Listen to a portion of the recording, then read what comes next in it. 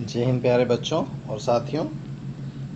आज है 14 जुलाई और 14 जुलाई के जो भी महत्वपूर्ण बिंदु हैं परीक्षा उपयोगी और सामान्य जागरूकता संबंधी, वो सारे के सारे आज इस वीडियो में अध्ययन करेंगे और देखेंगे किस प्रकार कौन कौन सी घटनाएं हमें राष्ट्रीय और अंतर्राष्ट्रीय स्तर पर प्रभावित करती हैं और जिन्हें जानना हमारे लिए बहुत ज़रूरी है।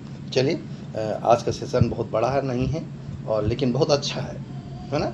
बहुत बड़ा ना होके बहुत बढ़िया है, तो हम लोग एक एक करके बिंदुओं को नोट करेंगे। और जिन लोगों ने भी टेस्ट दिया था उनका टेस्ट का रिमार्किंग काफ़ी लोगों ने हमें भेजा है पर्टिकुलर, अच्छा लगा, बहुत अच्छी तैयारी है। अब नाम पर्टिकुलर किसी के लेना सही नहीं होगा जब तक सभी का ना पता चल जाए, लेकिन कुछ लोगों का जो रेगुलर क्लासेज अटेंड करते हैं, डेली जिनकी क्लासेज रहती, उनका परफॉर्मेंस बहुत अच्छा था। अब ये बहाना करना उचित नहीं कि हमने करंट नहीं पढ़ा, कोई ये बहाना करे हमने ये नहीं पढ़ा। ध्यान रखिएगा, बहाने हमें काम आएंगे नहीं परीक्षाओं में, है ना। हमारे परीक्षा में सिर्फ एक चीज़ आएगा, हमारा धैर्य, हमारा पेशेंस और हमारी कंटिन्यूटी। तो इन्हीं चीज़ों को अगर इक्वल कर दिया जाए तो आप तो आशीष सर से मैथ पढ़ने वाले लोग हो भाई। इन्हीं सब का जो परिणाम है वो है सक्सेस। चलिए अपना सेशन शुरू करते हैं बहुत जल्दी से। सेशन काफ़ी ठीक ठाक है, इसलिए बहुत जल्दी से पिछले सेशन का जवाब दीजिए। निम्न में से किस राज्य पर बाजार की कीमतों के आधार पर सर्वाधिक कर्ज है? निम्न में से किस राज्य पर बाजार की कीमतों के आधार पर सर्वाधिक कर्ज है? तो भैया हम पढ़ा चुके हैं, ये सर्वाधिक कर्ज है किस पर? तमिलनाडु राज्य पर। किस पर है? तमिलनाडु राज्य पर, जिसको हम पहले ही पढ़ा चुके हैं आपको। चलिए इनको पहचान लीजिए। वैसे पहचानने की जरूरत है नहीं, क्योंकि अगर ये आपको पहचान लेंगे तो आप पहचानने लायक नहीं बचेंगे। चलिए सेशन शुरू करें। आज का पहला बिंदु है, और बिंदु क्या है जरा देखते हैं। बाघ गणना में भारत को किस संस्था ने नामित किया है? बाघ गणना में भारत को किस संस्था ने नामित किया? तो भैया गिनीज वर्ल्ड रिकॉर्ड में नामित हो गया है बाघ की गणना का आधार, जो कि वीडियो कैमरा से किया गया है। चलिए मैं पूरी कहानी आपको सुनाता हूँ।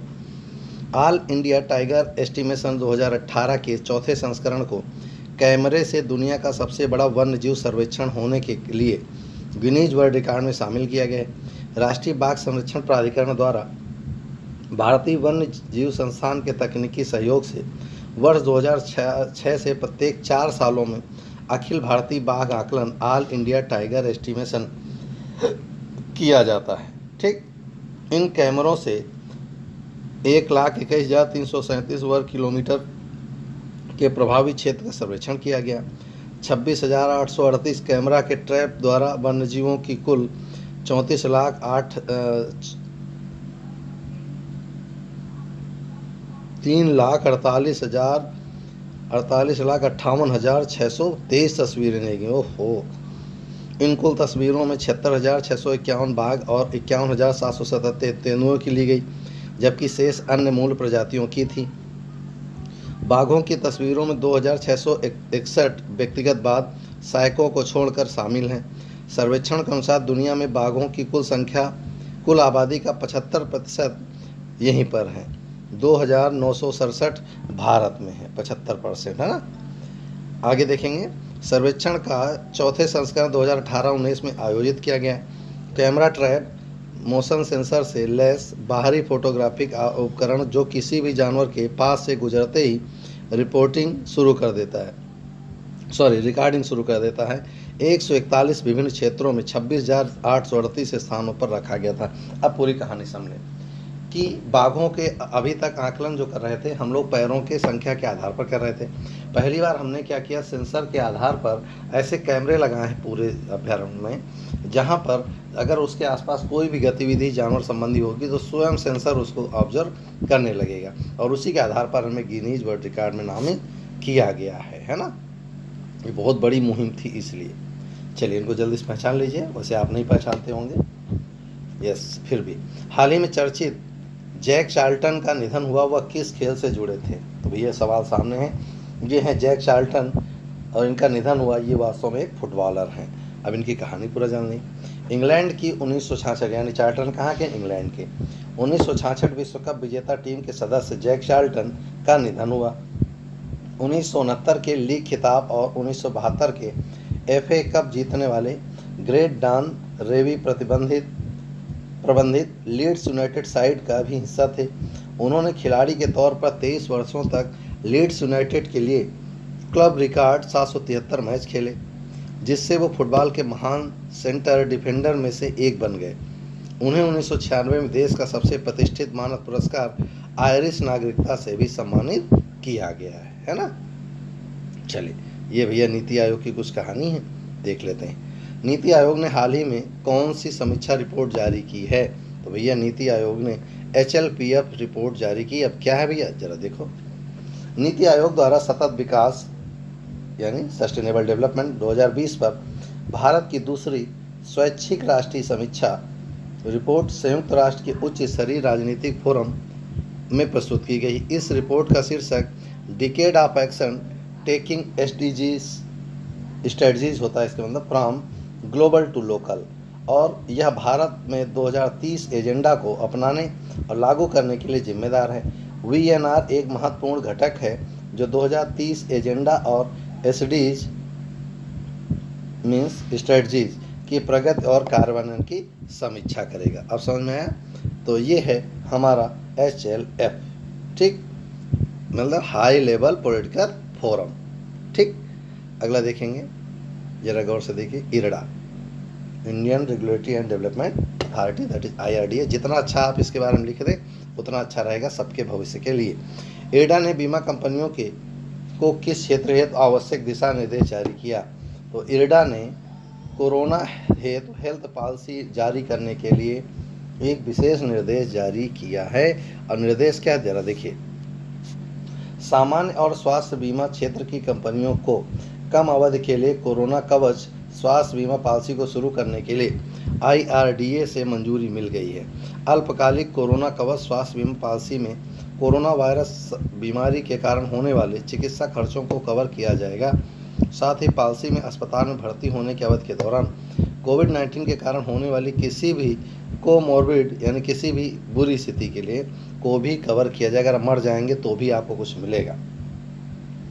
IRDA ने एक स्टैंडर्ड कोविड विशिष्ट उत्पाद तैयार किया जो उद्योग में सार्वजनिक बीमा क्षेत्र की बुनियादी स्वास्थ्य बीमा आवश्यकताओं को पूरा करेगा।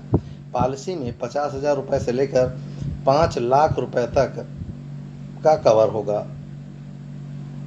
इस पॉलिसी का लाभ 18 से लेकर 65 वर्ष के बीच के व्यक्ति उठा सकेंगे। कोई भी व्यक्ति स्वयं पत्नी माता पिता के साथ 25 वर्ष तक के निर्भर बच्चों के लिए कोरोना कवच पॉलिसी का लाभ उठा सकेंगे।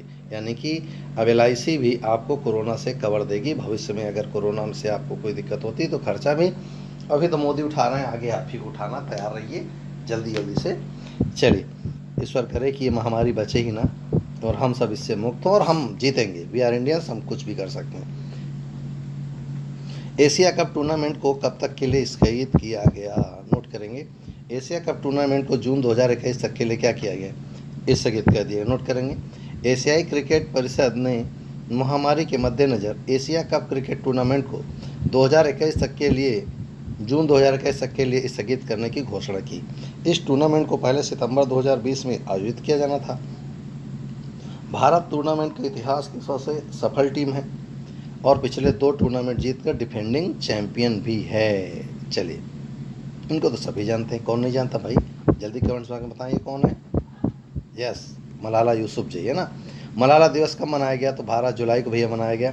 अब मलाला के बारे में क्या कहा जाए, सब कुछ तो आप जानते ही हैं। फिर भी एक लाइन में कहा जाए तो एक संघर्षशील लड़की है जिसने सब बदल दिया केवल अपने बुलंद इरादों से। आप में भी क्षमता है, बस बाहर निकलिए तो यार।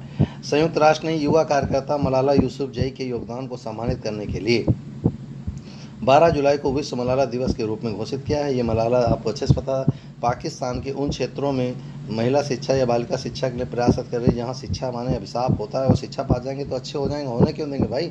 तो इसको बहुत बुरी स्थिति में मारा कूटा, मुंह जला दिया, ओह बहुत बुरी गति की, लेकिन लड़की हारी नहीं, पढ़ाती रही और आपने देखा संघर्ष का परिणाम आपके सामने है। यस, विश्व मलाला दिवस के रूप में घोषित किया गया। मलाला दिवस को दुनिया भर में महिलाओं और बच्चों के अधिकारों का सम्मान करने के लिए मलाला यूसुफजई के जन्मदिन के दिन मनाया जाता है। लड़कियों की शिक्षा के लिए सार्वजनिक रूप से आवाज़ उठाने वाली मलाला पर तालिबान बंदूकधारियों द्वारा 9 अक्टूबर 2012 को गोली चलाई गई थी। हमले में गंभीर रूप से घायल होने के बावजूद मलाला जल्द ही स्वस्थ होकर लोगों के बीच फिर लौटी और फिर पढ़ाना शुरू किया।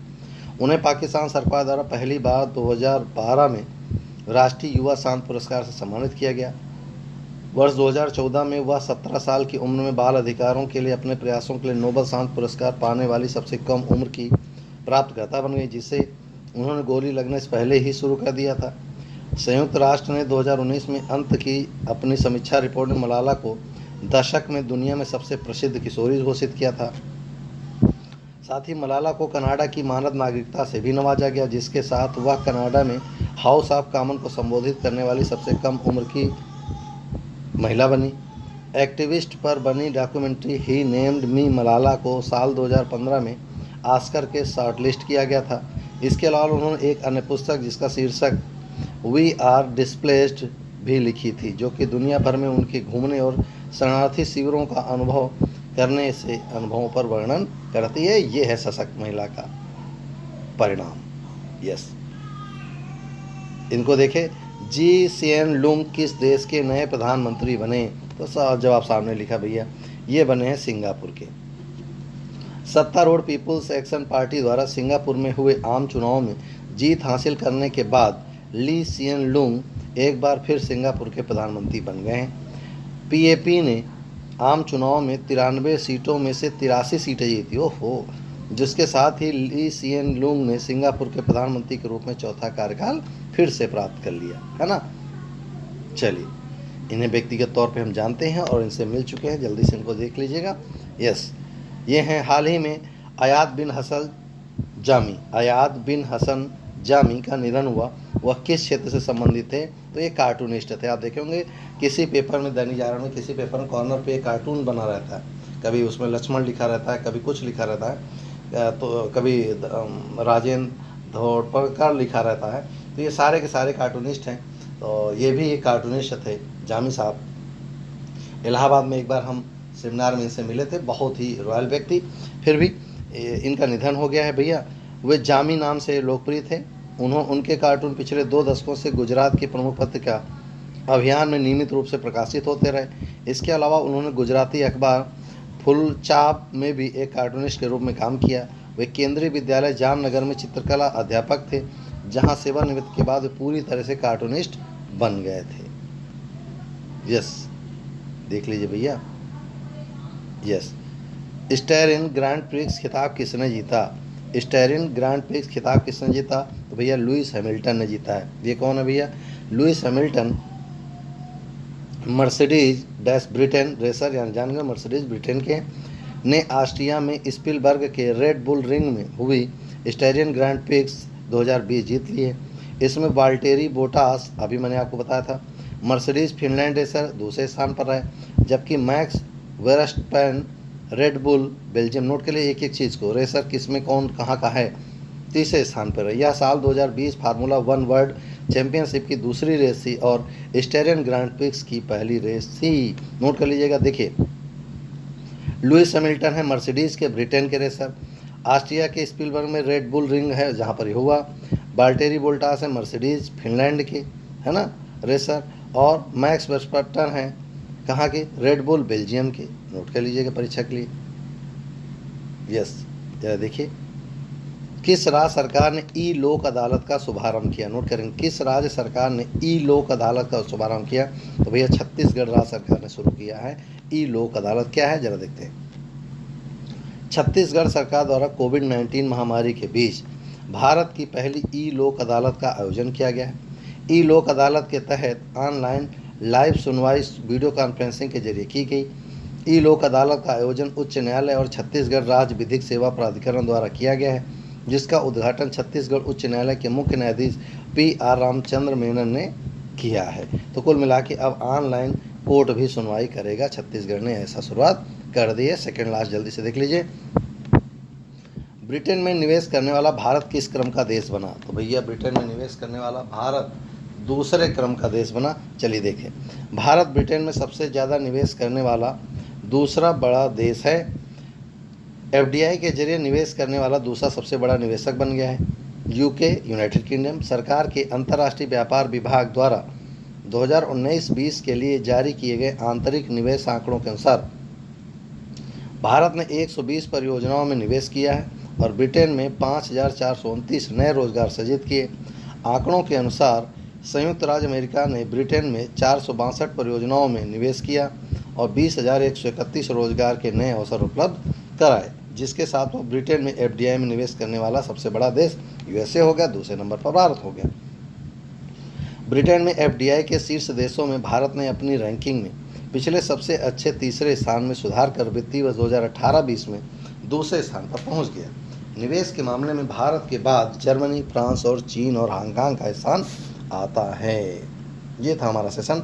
आज जो चीज़ हम आपको लेकर आए ना तो आपने पढ़ी होगी, ना सुनी होगी, ना देखी होगी, और आप सबको सुनाइएगा, बताइएगा। देखते हैं क्या है, बचपन से देखते आ रहे हैं। एक हमारा तिरंगा झंडा, हमारा राष्ट्रीय फ्लैग है, उसमें 3 कलर हैं और बीच में सफ़ेद पट्टी है जिसमें नीले रंग का एक चक्र है। उस चक्र में 24 तीलियाँ हैं। अब वो 24 तीलियाँ किस लिए हैं वो ज़रा ध्यान से देखेंगे। एक एक तीली हम आपको दिखाते चलें। इसको सिर्फ इसलिए पढ़ लीजिए, भले किसी परीक्षा का प्रश्न नहीं बनेगा, लेकिन पता तो होना चाहिए यार उन तीलियों का मीन्स क्या होता है ना। चलिए, सामान्यतः लोगों से पूछेंगे तो कहेंगे चक्र 24 घंटे का प्रतीक है कि आगे बढ़ते रहो, है ना। फिर भी हम एक एक तीली कर लेके चलते हैं, आप एक एक तीली नोट करते हैं। पहली तीली संयम यानी संयमी जीवन। दूसरी तीली आरोग्य, निरोगी जीवन जीने के लिए। तीसरी तीली शांति, देश में शांत व्यवस्था कायम रखने की सलाह। चौथी त्याग, देश एवं समाज के लिए त्याग की भावना। 5वीं तीली सील। 6वीं तीली सेवा। 7वीं तीली क्षमा। 8वीं तीली प्रेम। 9वीं तीली मैत्री। 10वीं तीली बंधुत्व। 11वीं तीली संगठन। 12वीं तीली कल्याण। 13वीं तीली समृद्धि। 14वीं उद्योग। 15वीं सुरक्षा। 16वीं नियम। 17वीं समता। 18वीं अर्थ यानी धन का सदुपयोग करना। 19वीं नीति, देश की नीति के प्रति निष्ठा रखना। 20वीं न्याय, सभी के लिए समान न्याय। 21वीं तीली सहयोग, आपस में मिलजुल के कार्य करना। 22वीं तीली कर्तव्य, कर्तव्यों के ईमानदारी से पालन करना। 23वीं तीली अधिकार, अधिकारों का दुरुपयोग न करना। और 24वीं तीली है बुद्धिमत्ता यानी देश की समृद्धि के लिए स्वयं का बौद्धिक विकास करना। ये है 24 तीलियों का अभिप्राय जो कि हमें संवैधानिक रूप से लिखा गया है। ठीक, इसको नोट कर लीजिएगा। आप जरा इससे सुनिए। सभी तीलियां सम्मिलित रूप से देश और समाज के चौमुखी विकास की बात करती हैं। ये तीलियां सभी देशवासियों को उनके अधिकारों, कर्तव्यों के बारे में स्पष्ट संदेश देने के साथ साथ यह भी बताती हैं कि हमें रंग, रूप, जाति और धर्म के अंतरों को भुलाकर पूरे देश को एकता के धागे में पिरोकर समृद्धि के शिखर तक ले जाने के लिए सतत प्रयास करते रहना चाहिए। यह था हमारा 24 तीलियों की बात। हम कुछ अच्छा नया लेकर आते हैं आपके लिए ताकि आपको पढ़ने में अच्छा लगे और भविष्य के लिए आप तैयार हो सके। चलिए, आज के लिए अभ्यास का प्रश्न है, हाल ही में किस देश ने कोविड-19 दवा के खोज के पुख्ता दावे किए हैं। नोट करेंगे, हाल ही में किस देश ने कोविड-19 दवा की खोज के पुख्ता दावे किए, यानी उसने कहा कि अब सारे ट्रायल हो चुके हैं, केवल मानव पर ट्रायल करेंगे और दवा लॉन्च कर दी जाएगी। जवाब दीजिए, अमेरिका, कनाडा, रूस या चीन। इनमें से किसने दावा किया कि भैया हम कोविड-19 की मस्त दवा लेकर आ गए हैं, बस आप लोग तैयार हो जाओ, हम बहुत जल्द आपको खिलाने वाले हैं और आप खाने वाले भी हैं। अगर वो टेस्ट में सब पास हो जाते हैं तो विश्वास रखिए हम इस महामारी से बहुत जल्दी बाहर आ जाएंगे। और ईश्वर से प्रे करिए कि दवा सही ही हो। अगर वो दवा सही होती है तो हम बहुत सारे लोगों का जीवन बचा लेंगे, बहुत सारे लोगों को तकलीफ से बचा लेंगे। वैसे भी आपने देखा कि किस तरह पूरी दुनिया इस समय कोविड-19 से झेल रही है, अर्थव्यवस्था चरमरा गई, लेकिन हम इंडियंस हैं, हम कुछ भी कर सकते हैं, है ना। वी आर इंडियंस, हम हिंदुस्तानी कुछ भी कर सकते हैं।